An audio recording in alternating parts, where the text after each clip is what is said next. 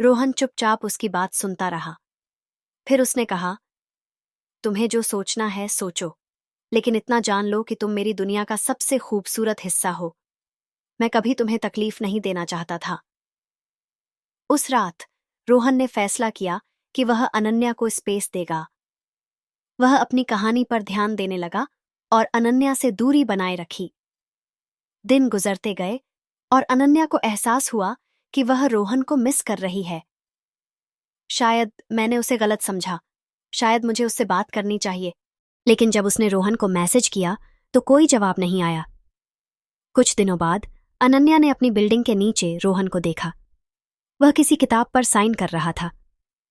अनन्या ने पास जाकर देखा तो वह उसकी कहानी लॉकडाउन की डायरी थी। यह तुम्हारी कहानी है? उसने पूछा। रोहन ने उसकी तरफ देखा और मुस्कुराते हुए कहा, हाँ, और तुम्हारी भी। अनन्या लॉकडाउन की डायरी को हाथ में लेकर चुपचाप खड़ी थी। किताब के कवर पर उसका चित्रण जैसा एक किरदार बना हुआ था। उसने पन्ने पलटे और पढ़ना शुरू किया। हर शब्द जैसे उसकी जिंदगी से जुड़ा हुआ लग रहा था। पढ़ते पढ़ते उसकी आंखें भर आईं। किताब में एक लाइन ने उसे सबसे ज्यादा झकझोर दिया। कभी कभी कुछ लोग हमारे जीवन में ऐसे आते हैं जैसे बारिश के पहले की ठंडी हवा, खुशबू से भरी, सुकून देने वाली। पर कभी कभी हम उस हवा को रोक नहीं पाते और वह हमें छोड़कर चली जाती है। उसने तुरंत रोहन की ओर देखा, जो उसे किताब पढ़ते हुए देख रहा था। ये सब मेरे बारे में है? उसने धीमे स्वर में पूछा। हाँ, रोहन ने गंभीरता से जवाब दिया। ये सब तुम्हारे बारे में है। अनन्या ने किताब बंद की और गहरी सांस लेते हुए कहा, रोहन, मुझे माफ कर दो। मैं तुम्हें समझ नहीं पाई। मुझे लगा कि मैं तुम्हारे लिए उतनी जरूरी नहीं हूं। लेकिन सच तो यह है कि तुम्हारे बिना मेरी जिंदगी अधूरी लगती है। रोहन ने मुस्कुराकर कहा, तुम्हें माफ करने का सवाल ही नहीं उठता। शायद मैं भी अपनी भावनाओं को सही तरीके से जाहिर नहीं कर पाया। पर अब कह देता हूं, मैं तुमसे प्यार करता हूं, अनन्या। अनन्या की आंखों में खुशी के आंसू थे। उसने हल्की मुस्कान के साथ कहा, मैं भी तुमसे प्यार करती हूं। उस दिन के बाद उनके रिश्ते में कोई झिझक नहीं रही। अब दोनों ने लॉकडाउन को अपनी यादगार कहानी का हिस्सा बना लिया था। वे साथ में नई नई चीजें करने लगे। कभी ऑनलाइन गेम्स खेलते, कभी एक दूसरे की कहानियों को एडिट करते। लॉकडाउन खत्म होते ही उन्होंने तय किया कि वे अपनी पहली मुलाकात एक खास जगह पर करेंगे। हमारा रिश्ता बालकनी से शुरू हुआ था, तो पहली बार मिलते हैं किसी खुले बगीचे में, रोहन ने सुझाव दिया। लॉकडाउन खत्म होने के एक हफ्ते बाद दोनों दिल्ली के एक पार्क में मिले। अनन्या ने हल्के पीले रंग की ड्रेस पहनी थी और रोहन ने नीली शर्ट। दोनों ने एक दूसरे को देखा और पहली बार बिना किसी स्क्रीन या बालकनी के बीच में उन्होंने एक दूसरे का हाथ थामा। तुम्हें देखना, महसूस करना और यहां होना, यह सब एक सपना जैसा लग रहा है, रोहन ने कहा। अनन्या ने उसकी ओर देखते हुए जवाब दिया, कभी कभी सपने सच हो जाते हैं, बस हमें उनका पीछा करना होता है। उस दिन उन्होंने एक दूसरे से वादा किया कि चाहे जिंदगी में कितनी भी मुश्किलें आएं, वे एक दूसरे का साथ कभी नहीं छोड़ेंगे। लॉकडाउन खत्म हो चुका था, लेकिन अनन्या और रोहन के बीच की कहानी अब सिर्फ शुरुआत थी। उनकी जिंदगी का हर दिन एक नई कहानी लिख रहा था। उनका प्यार हर गुजरते पल के साथ और गहराता जा रहा था। कुछ महीनों बाद रोहन ने अनन्या से कहा, मुझे लगता है कि अब हमें अपने रिश्ते को अगले स्तर पर ले जाना चाहिए। मैं चाहता हूं कि तुम मेरी मां से मिलो। अनन्या थोड़ी नर्वस थी, लेकिन उसने हामी भर दी। वह लखनऊ गई, जहां रोहन की मां ने उसका स्वागत बेहद गर्मजोशी से किया। तुम वही हो जिसने मेरे बेटे की जिंदगी को फिर से रोशन किया है, उसकी मां ने कहा। अनन्या ने मुस्कुराते हुए कहा, नहीं, यह तो रोहन का प्यार और समर्पण है जो हमारी कहानी को खास बनाता है। अब बारी थी रोहन की। उसने अनन्या के माता पिता से मिलने का फैसला किया। दिल्ली में अनन्या के माता पिता ने उसे बेहद सहजता से अपनाया। अनन्या की मां ने कहा, तुम्हारे जैसे शांत और सुलझे हुए इंसान के साथ हमारी बेटी जरूर खुश रहेगी। जीवन के सपने साझा करना। एक दिन अनन्या और रोहन अपनी पसंदीदा जगह पर बैठे थे, एक शांत झील के किनारे। रोहन, तुम्हारा सपना क्या है? अनन्या ने पूछा। मैं चाहता हूं कि मेरी कहानियां लोगों को प्रेरित करें। और तुम्हारा? मैं बस तुम्हारे साथ हर दिन जीऊं। यह सुनकर रोहन ने अनन्या का हाथ पकड़ा और कहा, हम दोनों के सपने एक हैं, क्योंकि तुम्हारे बिना मेरी कहानियां अधूरी हैं। कुछ हफ्तों बाद रोहन ने अनन्या को उनके पहले मिलने की जगह पर बुलाया। वह वही पार्क था जहां उन्होंने लॉकडाउन खत्म होने के बाद पहली बार मुलाकात की थी। रोहन ने घुटनों पर बैठते हुए एक रिंग निकाली और कहा, अनन्या, क्या तुम हमेशा के लिए मेरी कहानी का हिस्सा बनोगी? अनन्या की आंखों में आंसू थे। उसने बिना कुछ कहे अपना हाथ बढ़ा दिया। यह पल उनकी जिंदगी का सबसे खूबसूरत मोड़ था। कुछ महीनों बाद दोनों ने अपने परिवार और दोस्तों की मौजूदगी में शादी की। शादी बहुत सादगी से हुई, लेकिन उसमें प्यार और खुशियों की कोई कमी नहीं थी। उनकी शादी का थीम था लॉकडाउन लव। हर मेहमान को उनकी कहानी की एक छोटी किताब उपहार के रूप में दी गई। शादी के बाद अनन्या और रोहन ने साथ में एक छोटा सा घर लिया। उनका घर प्यार, भरोसे और सपनों से भरा था।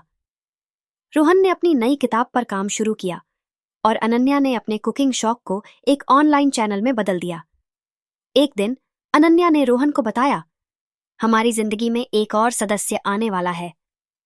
रोहन ने उसकी ओर देखा और उसकी आंखों में खुशी के आंसू थे। हमारी कहानी का अगला अध्याय शुरू हो चुका है, उसने कहा। उनकी जिंदगी अब एक नई दिशा में जा रही थी, लेकिन उनका प्यार हमेशा के लिए अटल था। इस तरह उनकी लॉकडाउन लव स्टोरी हमेशा के लिए अमर हो गई।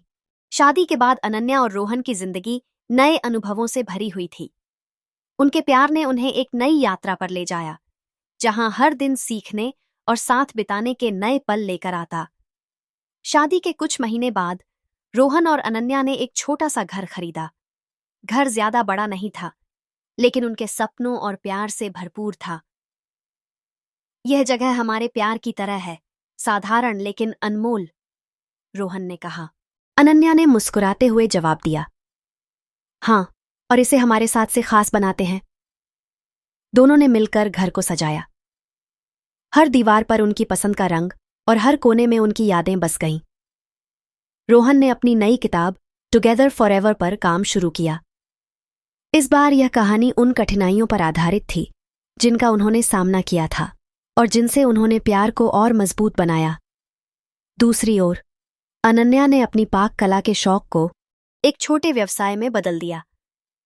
उसने एक ऑनलाइन कुकिंग चैनल शुरू किया, जहां वह रोजमर्रा की रेसिपी को खास बनाने के टिप्स देती थी। शादी के बाद दोनों ने अपने परिवारों को भी जोड़कर रखने की जिम्मेदारी ली। वे हर सप्ताहांत पर अपने माता पिता से मिलने जाते और उनके साथ वक्त बिताते। प्यार सिर्फ हमारे बीच नहीं, बल्कि हमारे परिवारों को भी जोड़ता है, अनन्या ने कहा।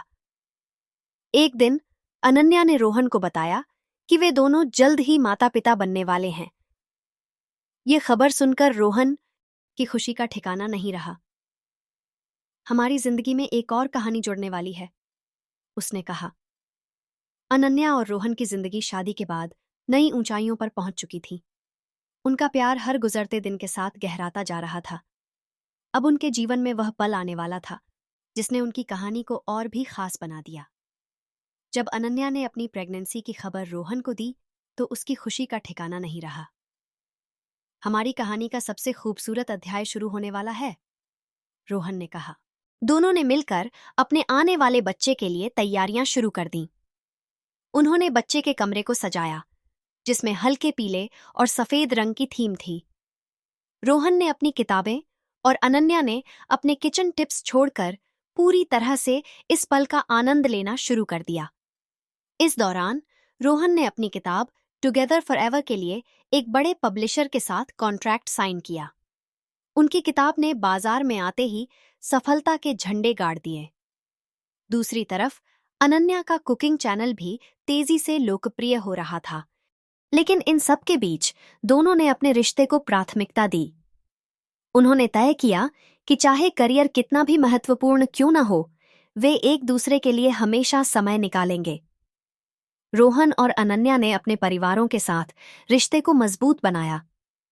अब उनके माता पिता न सिर्फ उनके सपनों का हिस्सा थे, बल्कि उनके फैसलों में भी साथ थे। एक मजबूत परिवार ही असली प्यार को बनाए रखने की ताकत देता है, अनन्या ने कहा। फिर वह दिन आया जब अनन्या ने एक प्यारे से बेटे को जन्म दिया। रोहन ने उसे गोद में लिया और कहा, यह हमारा सबसे बड़ा सपना है। उन्होंने उसका नाम आरव रखा, जिसका मतलब था शांति और खुशी। आरव के आने से उनकी जिंदगी और भी खूबसूरत हो गई। अब उनका घर बच्चों की हंसी और खिलौनों से भरा हुआ था। अनन्या और रोहन ने अपने बच्चे के हर पल को जिया और समझा कि सच्चा प्यार जिम्मेदारियों के साथ और गहरा हो जाता है। आरव के जन्म के कुछ महीनों बाद रोहन ने एक नई किताब लिखी, जिसका नाम था अ होम ऑफ लव। यह किताब एक परिवार की यात्रा, उनके संघर्ष और उनके अटूट प्रेम पर आधारित थी। यह किताब भी बेस्ट सेलर बन गई। अनन्या और रोहन की कहानी ने यह सिखाया कि प्यार सिर्फ दो लोगों के बीच नहीं होता, बल्कि यह हर रिश्ते में जिम्मेदारी, त्याग और समझ के साथ बढ़ता है। लॉकडाउन का प्यार की कहानी अब अपने सबसे खूबसूरत और विस्तृत पड़ाव पर थी। अनन्या और रोहन का रिश्ता अब केवल एक जोड़ी तक सीमित नहीं रहा। यह एक परिवार, एक समुदाय और एक आदर्श बन चुका था। उनका प्यार हर मोड़ पर नई प्रेरणाओं और भावनाओं से भरा हुआ था। अनन्या और रोहन का बेटा आरव उनके जीवन का केंद्र बन गया था। उसकी हंसी पूरे घर को जीवंत कर देती थी। मम्मा, पापा, ये क्यों होता है? आरव के सवालों ने उनके दिन को रोशन कर दिया। रोहन और अनन्या ने उसे हर जवाब देने में पूरा समय लगाया। उन्होंने अपने जीवन के अनुभवों और मूल्यों को आरव में संजोने का फैसला किया। आरव के पालन पोषण में रोहन और अनन्या ने संतुलन बनाए रखा। जहां अनन्या उसे प्यार और समझ के साथ गाइड करती थीं, वहीं रोहन ने उसे अनुशासन और जिम्मेदारियों का महत्व सिखाया। प्यार का मतलब केवल देना नहीं, सही रास्ता दिखाना भी है, रोहन ने एक बार कहा। शादी के कई सालों बाद भी अनन्या और रोहन ने अपने व्यक्तिगत सपनों को जिंदा रखा। रोहन ने अपने लेखन को एक नई ऊंचाई पर पहुंचा दिया। उसने अब लव एंड लाइफ नामक एक सीरीज लिखनी शुरू की, जो उनके रिश्ते और अनुभवों पर आधारित थी। यह सीरीज न केवल भारत में बल्कि अंतर्राष्ट्रीय स्तर पर भी लोकप्रिय हो गई। अनन्या ने अपने कुकिंग चैनल को एक ब्रांड में बदल दिया। वह अब टीवी शो और लाइव वर्कशॉप्स करने लगी थीं। उनके चैनल का नाम फ्लेवर्स ऑफ लव था, जो उनके और रोहन के सफर को दर्शाता था। अपने करियर और परिवार के बीच दोनों ने समाज के लिए भी काम करना शुरू किया। उन्होंने एक एनजीओ शुरू किया, जो लॉकडाउन के दौरान प्रभावित परिवारों को मदद पहुंचाता था। रोहन ने लेखन कार्यशालाएं आयोजित कीं, जहां वह युवाओं को सिखाते थे कि कैसे अपने जीवन की कहानियों को शब्दों में पिरोया जाए। अनन्या ने महिलाओं को स्वरोजगार सिखाने के लिए वर्कशॉप्स शुरू कीं। अनन्या और रोहन ने यह सुनिश्चित किया कि उनके रिश्ते केवल उनके तक सीमित न रहें। उन्होंने अपने माता-पिता के साथ हर त्योहार मनाया। उन्होंने अपने दोस्तों के साथ नियमित मुलाकातें और छुट्टियां आयोजित कीं। रिश्ते सिर्फ निभाए नहीं जाते, उन्हें हर दिन सींचा जाता है, अनन्या कहती थीं। आरव अब किशोरावस्था में पहुंच चुका था। उसने अपने माता-पिता से सीखते हुए एक संवेदनशील और जिम्मेदार इंसान बनने की राह पकड़ी। मम्मा पापा, मुझे आप पर गर्व है, आरव ने एक दिन कहा। यह शब्द उनके लिए अनमोल थे। जिंदगी में उतार चढ़ाव आए। एक समय ऐसा भी आया जब रोहन का स्वास्थ्य बिगड़ने लगा। क्या हम इस चुनौती का सामना कर पाएंगे? अनन्या ने रोहन का हाथ थामते हुए कहा। हमने हर मुश्किल को पार किया है, यह भी कर लेंगे, रोहन ने मुस्कुराते हुए जवाब दिया। इस कठिन समय ने उनके रिश्ते को और मजबूत किया। अब अनन्या और रोहन एक ऐसा परिवार बन चुके थे जिसकी मिसाल दी जाती थी। आरव ने अपने माता पिता के सपनों को आगे बढ़ाने का फैसला किया। उसने रोहन की किताबों को डिजिटली प्रकाशित किया और अनन्या के चैनल के लिए नई तकनीकों का इस्तेमाल किया।